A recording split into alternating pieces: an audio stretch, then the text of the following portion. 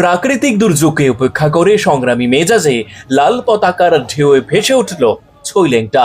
আসন্ন এডিসি নির্বাচনকে সামনে রেখে ছমনু এবং মনু ছৈলেংটা আসনে বামফ্রন্ট সমর্থিত সিপিআইএম প্রার্থীরা মনোনয়নপত্র জমা দিলেন উৎসব মুখর পরিবেশে। প্রার্থীদের মধ্যে ছিলেন খুশিরাম ত্রিপুরা এবং রাহুল দাস। দুর্যোগপূর্ণ আবহাওয়া সত্ত্বেও দলীয় কর্মী সমর্থকদের স্বতঃস্ফূর্ত উপস্থিতিতে মনোনয়ন প্রক্রিয়াকে রূপ দেয় এক শক্তি প্রদর্শনে।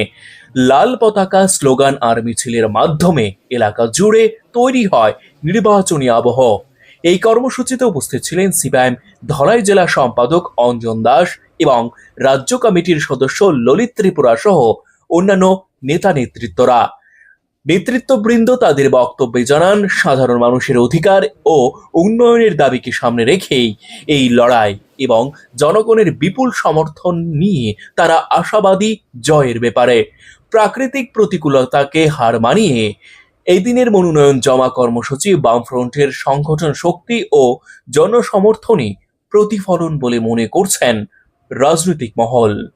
ব্যুরো রিপোর্ট, সোনালী ত্রিপুরা নিউজ।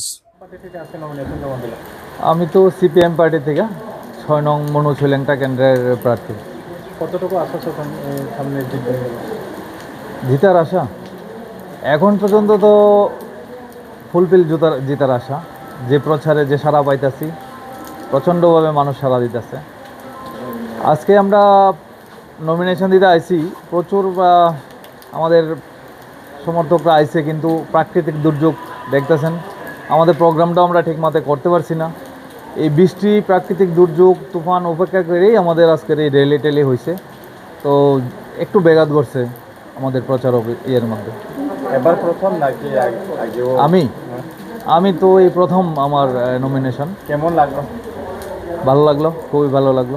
আপনি জিতার পরে প্রথম কাজ কি হবে? প্রথম কাজ আমার এলাকার মধ্যে যে সমস্ত সমস্যাগুলো আছে এগুলো নিয়ে আমি মানুষের সঙ্গে কথা বলবো। আমরা যে প্রচারে যাওয়ার পরে যে মানুষ যেগুলো সমস্যা তুলে ধরছেন এইগুলো নিয়ে কাজ করার চেষ্টা করব। আর আপনারা তো জানেনই, সবচেয়ে দরকার বেশি শান্তি এবং সম্প্রীতি রক্ষা করা।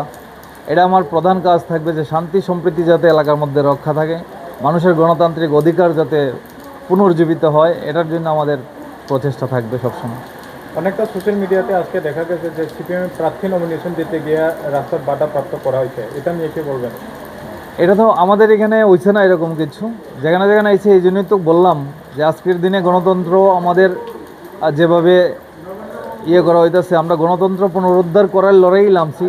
সবখানেই আমাদের লড়াই একটাই, এই রাজ্যের মধ্যে শান্তি সম্প্রীতি বজায় রাখা এবং গণতন্ত্র পুনরুদ্ধার। এটা আমাদের করতেই লাগবো। এই লক্ষ্যেই মানুষ সবাই আমাদের সঙ্গে আছে, সবাই পাশে দাঁড়াইতেছে। ধন্যবাদ।